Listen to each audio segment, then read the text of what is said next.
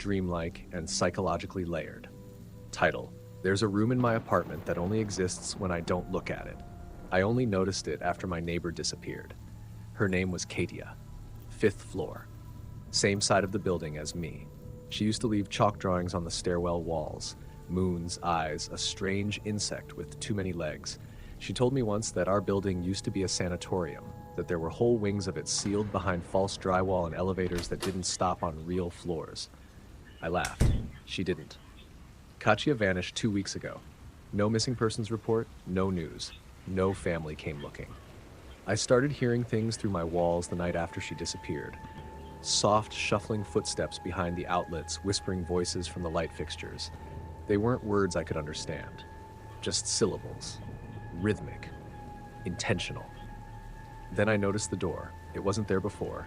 Wedged between my bedroom and the kitchen, a thin black door with no handle. Just a keyhole that glinted red like a dying ember. Here's the thing. If I looked at it too long, it would disappear. Just fade into the wallpaper like a glitch. But the moment I turned away, corner of my eye, there it was again. Every time I blinked, I felt like it got closer. Not physically, spatially. I set up cameras. Nothing showed. The hallway footage looped like an old VHS trying to hide edits. I asked the landlord. He told me my unit only had 4 rooms. I counted 5. He laughed and said, "Don't let it hear you count." I started receiving notes slid under the black door. One said, "The man with no elbows is coming." Another said, "Katia lives here now. She made it to the back." Another just said, "Don't ever hum." I stopped sleeping. Every time I closed my eyes, I was in a different part of the building. Sometimes I'd wake up in stairwells that ended in brick walls. Once, I woke up in the laundry room, except all the machines were turned inward, as if they were watching me. Another time, I woke up in a hallway with no doors, just windows that looked into my own apartment from impossible angles. I called a friend, told him to stay over. We got drunk. I told him about the black door. He didn't laugh. He stared at it for a long time and said, "You ever seen something built to keep something out, but it was already in?" That night, I woke up to find him sleepwalking. He was standing in front of the door, humming. I pulled him away. He bit me. Hard. He whispered, "He wears Katia's hair like a scarf." The next morning, he was gone. The only sign he'd ever been there was a voicemail on my phone from an unlisted number. It was him, screaming, repeating a phrase in reverse.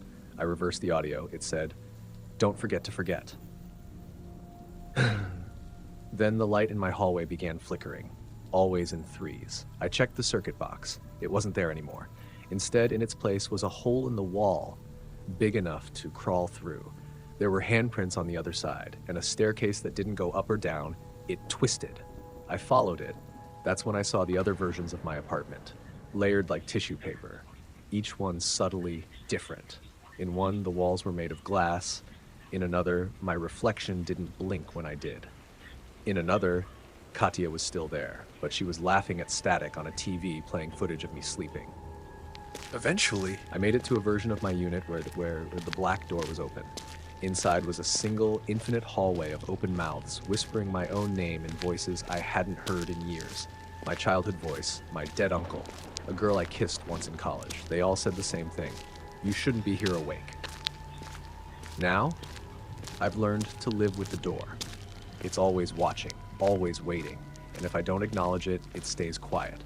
But sometimes at exactly 3:17 a.m., it knocks 3 times, always 3, and the third knock always comes from inside my own head. Title: The window in apartment 6E faces the wrong city. I never meant to live in apartment 6E. It was a clerical mistake, or maybe something older than a mistake. Something left out on purpose. I'd applied for a small 4th-floor studio in a pre-war building downtown, the kind of place where the tiles hum when it rains. When I got my lease, it read, 6E, top floor, do not change elevators. I assumed it was a typo. The leasing agent didn't answer my calls, but I needed the place badly. I'd just gotten out of something. I don't talk about that part anymore, and my therapist had said something about embracing new verticality.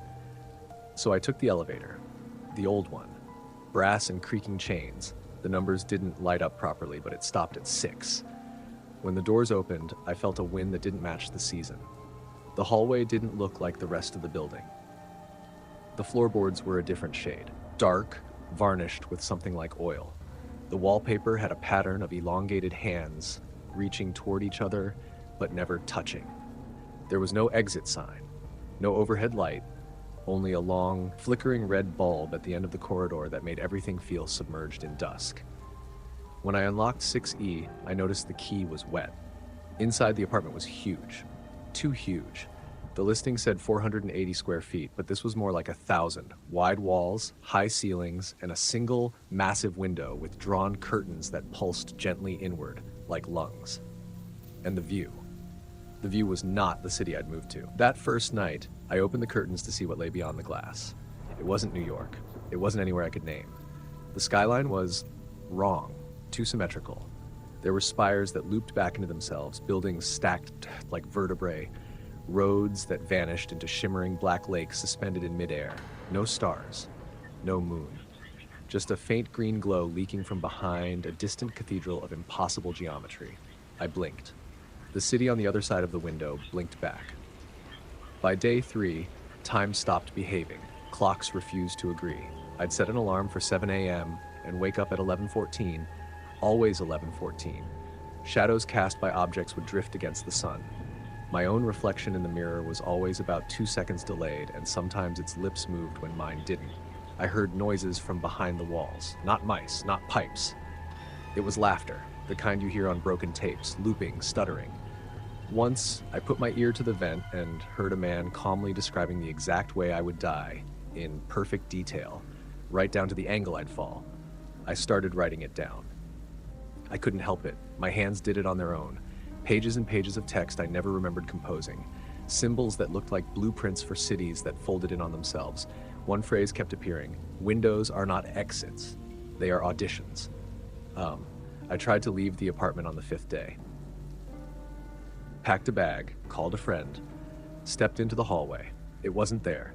Instead, the door opened to a different room. A mirror image of 6E, identical furniture, identical layout, but inverted and dead silent. The air smelled like scorched plastic and forgotten photographs. I walked forward and turned around. My apartment door had vanished. Behind me was only wallpaper of mouths sewn shut. I stayed in the mirror version for hours, maybe days.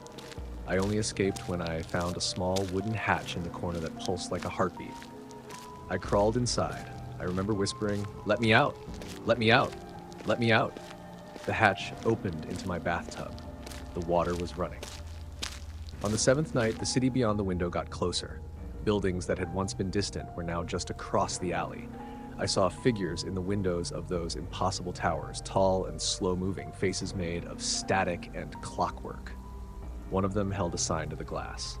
Switch. Behind me, I heard a hinge creak. The window had opened on its own, and someone or something had climbed through.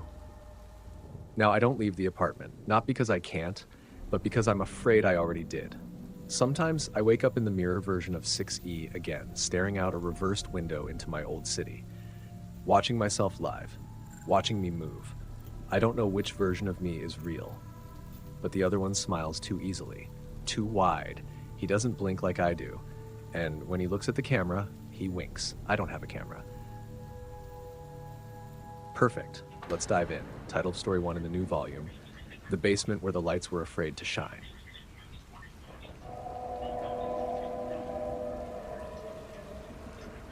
I took the job because I was broke.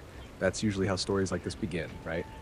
Desperation, a stranger's offer, some odd stipulation that you laugh off until you're alone at night and hear something scratching behind the drywall. The job was simple. Spend 7 nights in a brownstone in New York's Lower East Side that hadn't been occupied in decades. No cleaning required, no upkeep, just presence. The client wanted someone physically there at all times, someone whose pulse might keep the house from slipping too far into its own silence. I got the listing through a friend of a friend who worked with architectural preservation societies. Apparently this brownstone had been built in 1874, reinforced with concrete in the 50s, and then sealed in the late 70s during a rash of unexplained gas leaks on the block. It was now structurally sound, but something about it was wrong. That was the word they used in the listing.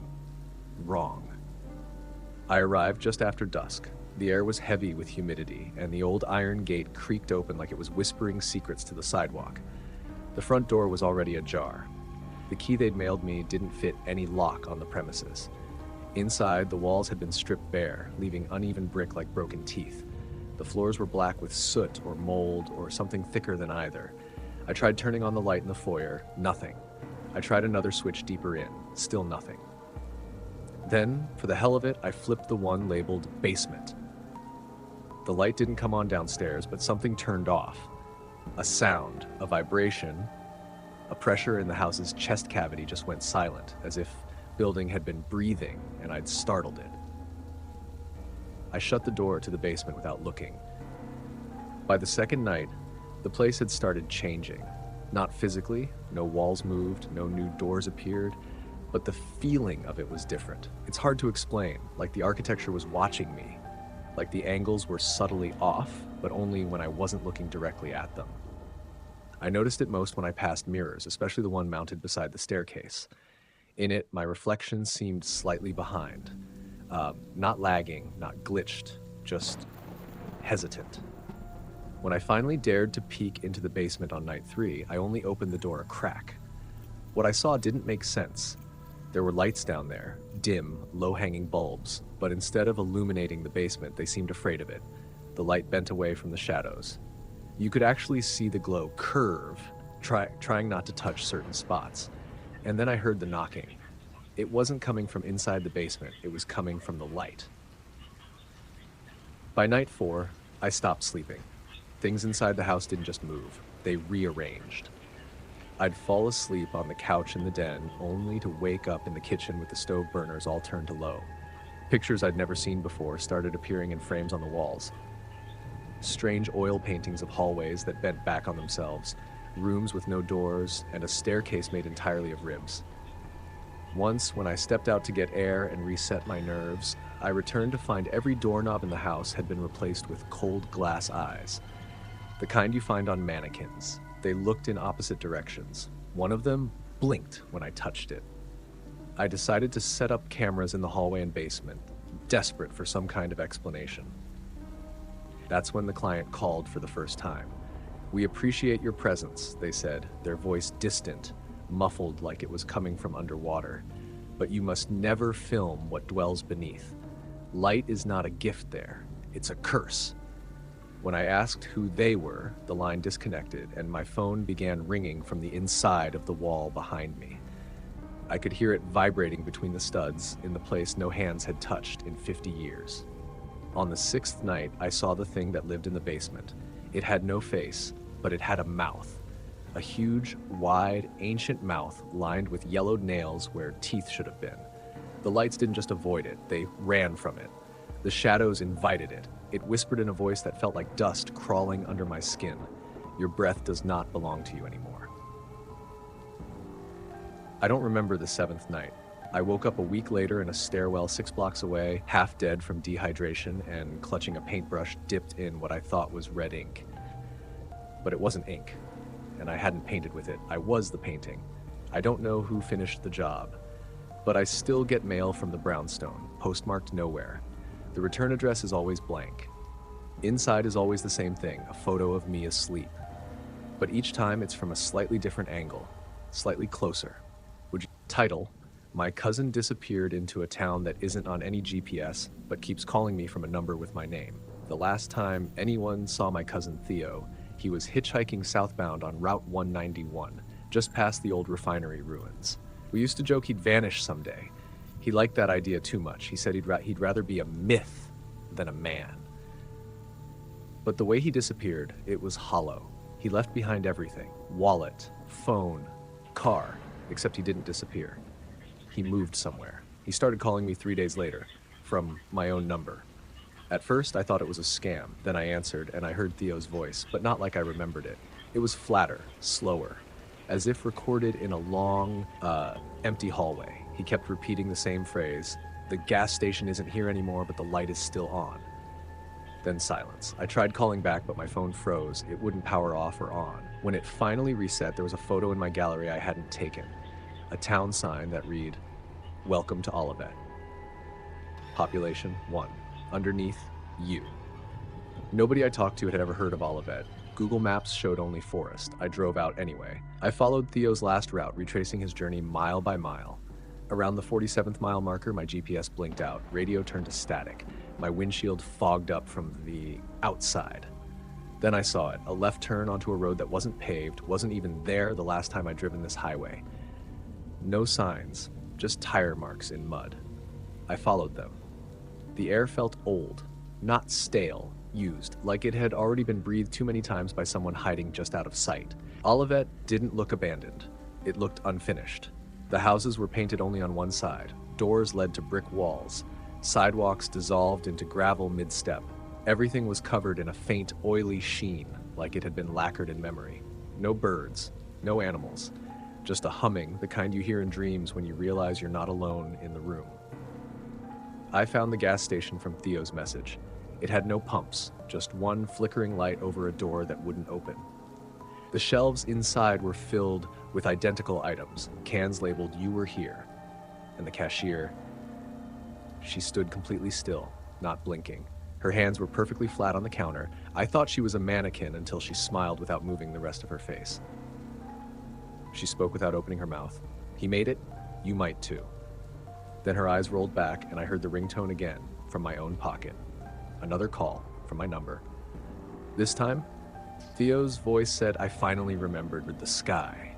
You're going to hate it." I stayed the night in one of the half-finished houses. The furniture was carved into the floor, solid, unmoving. I tried to sleep, but the windows showed daylight no matter the hour. Every hour, a chime echoed through the town like a grandfather clock underwater. I started receiving texts from Theo, each one worse than the last. The post office is full of arms. Not bodies, just arms. Don't go near the chapel. They hold rehearsals at night. The mirrors here don't reflect, they record. I don't remember who I used to be. You will. By dawn, or what passed for it, I made my way to the chapel. It was the only fully built structure in Ovette, yet it looked unfinished in the wrong direction, like something that had decayed before it had ever existed.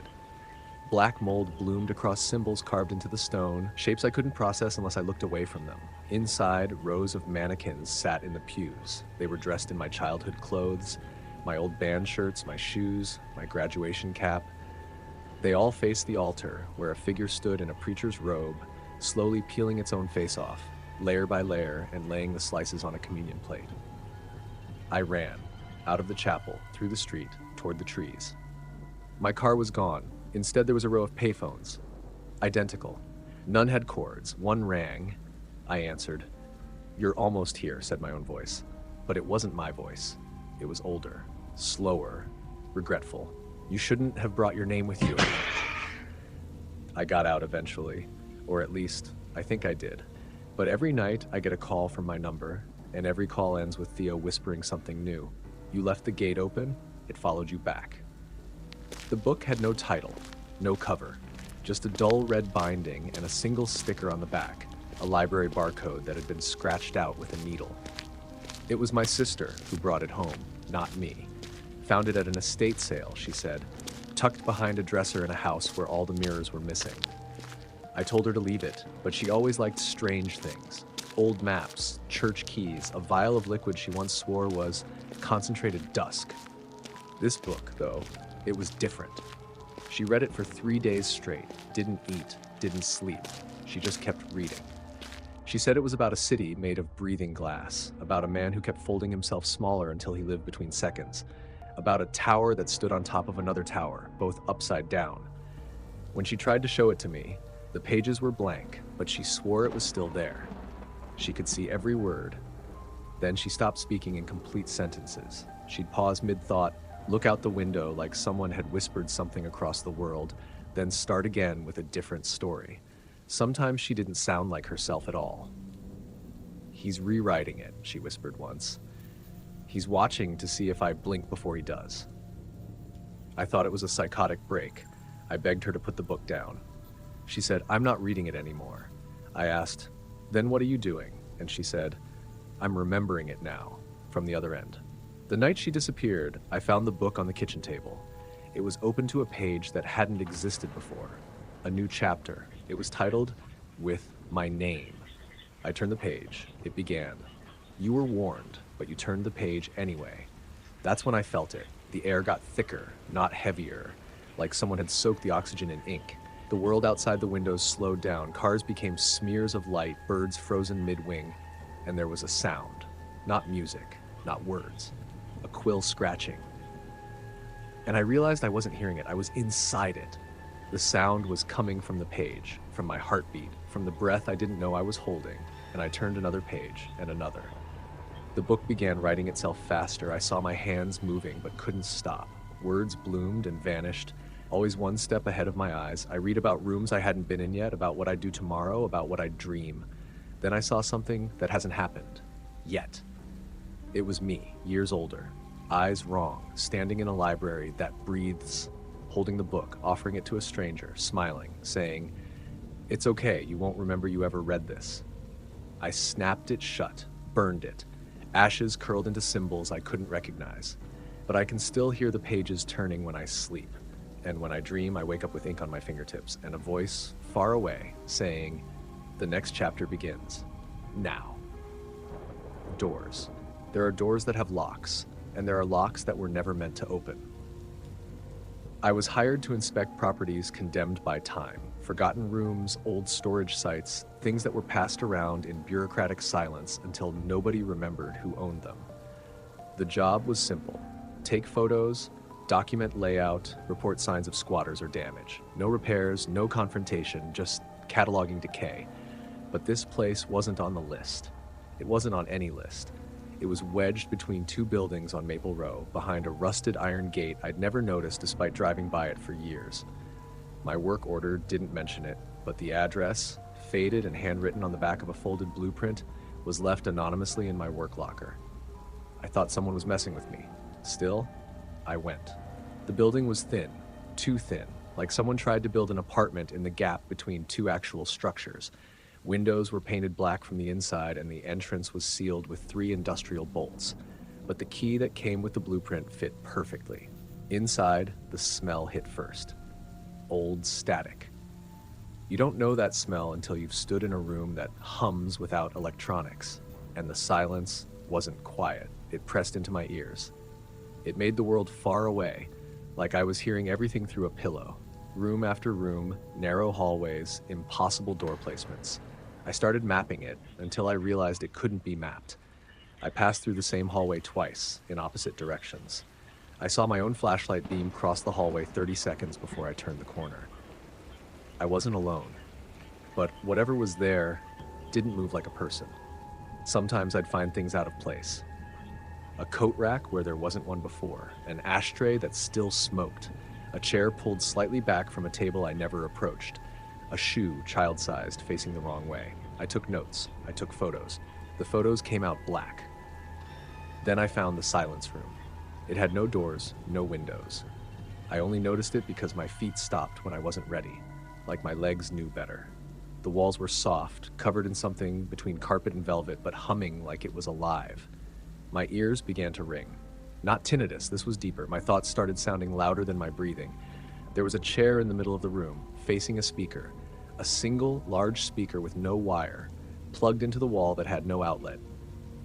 I sat down, and I heard it. Not sound, not music.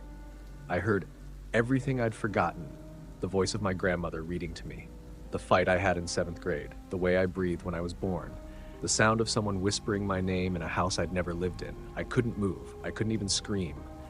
And then the speaker spoke back. It told me things about the building, about the room, about the others who listened too long. It showed me a place beyond silence, a zone where time didn't pass, only circled, where sound could hurt and thought could echo so loud it tore the walls. I wasn't just remembering anymore. I was being played. I was a recording. I don't remember how I got out, but when I woke up, the blueprint was gone. My locker was empty. The street no longer had a gap between buildings. The iron gate is now just a brick wall, and my ears haven't stopped ringing. Sometimes I hear a knock inside my head, and sometimes I hear the speaker say, "Let's begin again." Story 1, The Black Varnish. There's a room that doesn't reflect sound. You could scream inside it and not even your own ears would know. When I was offered a job restoring antique furniture in a manor just outside Denning's Hollow, the money was too good to question. The listing was vague. Seeking restorer for select pieces, 19th century, pay negotiable, quiet work environment. The last part was an understatement. The manor was enormous, but felt hollowed. The owner, a man named Colwyn Mercer, only appeared once and only in silhouette behind frosted glass. He said the furniture would be delivered to a side studio on the estate. I was not to explore. I was not to leave the studio between dusk and dawn. The first delivery was an armoire, sealed shut with rusted iron wire. I snipped it. Inside were shoes, hundreds of them, burned, crusted in what looked like blackened wax. Each shoe had a small label sewn inside, a name, a date, and a sentence. Like E. Montrose, Jan 9, 1903, said she could hear a woman humming through the floorboards. As I worked, I noticed the varnish. It wasn't wood-stained. It was thick, like tar, and moved subtly under light, almost like breathing. When I sanded it, it resisted. When I cut into it, it bled. On the third night, a new piece arrived, a vanity mirror, utterly black, not covered, not reflective, just swallowing.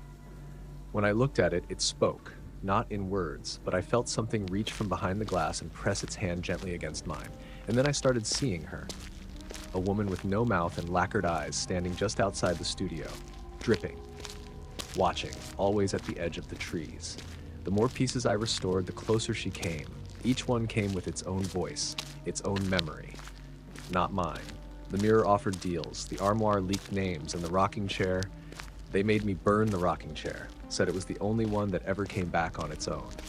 The job ends when the last piece is done. The last piece is a coffin made of mirrors, and it has my name carved inside. Title, I was recruited into a sleep study that didn't end when I woke up. It started as a paid research gig, 1 week, 7 nights of monitored sleep at a facility outside town. The flyer said, compensation, $3,500, must be a vivid dreamer. I thought I was.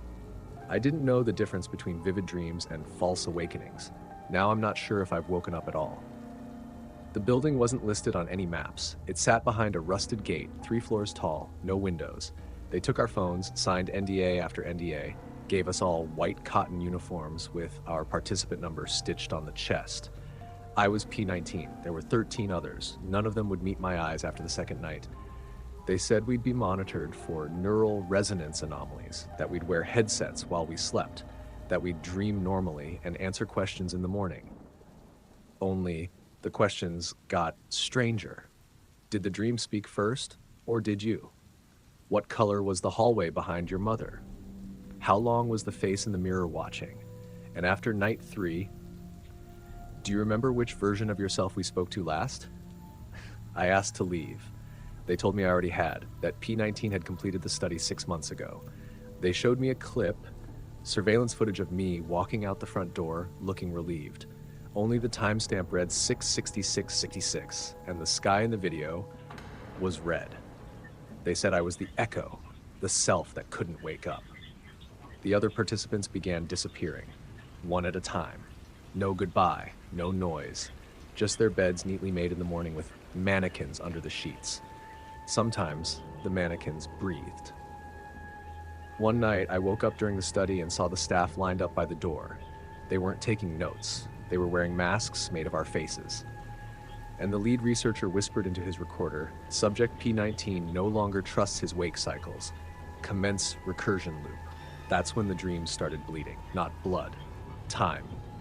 I would wake up in the middle of a sentence, open my eyes, and find half-written notes in my hand. Don't follow the nurse with 3 shadows. They found the version of me that screams backwards. There's something older than sleep watching through the machines. I didn't agree to be buried like this. On the final night, they showed us footage from our own brains, said it would help us re-anchor. What played was a film, black and white, a static room with a single bed, a version of me sleeping. But the longer I watched, the more I noticed something in the corner of the frame. A tall figure, facing away, unmoving, until I blinked.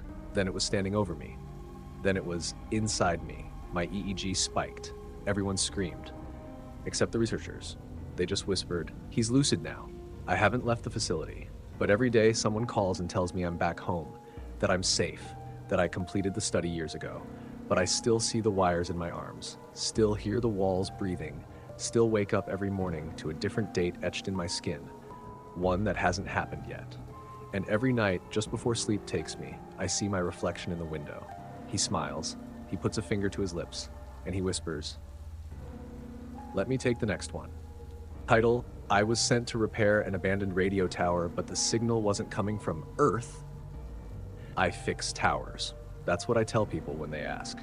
I climb rusted ladders, replace transceivers, clean out nests, and tighten ancient bolts on antennas that no one listens to anymore. But this tower was different. They didn't send me coordinates, just a hand-sketched map and an envelope marked for Radio Man 0. I was Radio Man 14, no idea what happened to 0. The sketch led me to the edge of a forgotten forest, dense, silver-barked trees that didn't match any species I knew.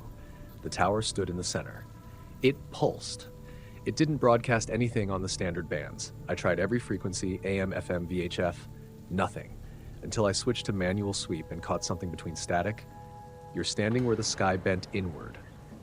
Then another line. "You are not the first Radio Man." There was no sign of wildlife, no birds, no bugs. Even the wind seemed to pause near the base of the tower. I opened the maintenance hatch and found wires braided into knots, half covered in a kind of gray moss that pulsed with heat. And etched into the metal underneath were symbols, not words, more like instructions for something that remembered speech. The first night, I heard voices in my sleep, faint, metallic, repeating the same numbers in a language that bent at the end. When I woke up, my walkie-talkie had melted. When I looked at my reflection in the van window, I was smiling, but I wasn't moving my face. I tried to call the main office. The phone connected, but it didn't dial out. Instead, it rang inward, from the tower. So I climbed. Each rung felt colder. The higher I went, the more impossible the structure became. At one point, I passed a window, a real window, with curtains, inside the tower, and someone inside looked back at me. Someone in my uniform. At the top platform, I found a console, old, 1960s military style, still humming. It only had one switch. It said, "Return signal to sender." I flipped it. Everything stopped. Then the sky unzipped. Light spilled through, liquid light flowing upward. A shape emerged, faceless and geometric, like an origami insect folding in reverse. It broadcast without sound. I could feel the message in my bones. The experiment failed. This version of Earth did not respond. Close the loop. Then everything around me started rewinding. The clouds folded backward, trees unburned, my own skin flickered like a dying frame. I woke up at the base of the tower again. Day 1. No memory of the climb, except for the scar on my palm, shaped like the console switch. I tried to leave, walked an hour in one direction, only to return from the other side, shoes soaked, clothes wrong. There were more of me now. At least 3. One sits by the campfire, one climbs the tower over and over, one watches from the forest, and me, I listen to the broadcast, because now it never stops. The voice says, "You are the tower. You are the signal. You are the Radio Man that will never reach 0."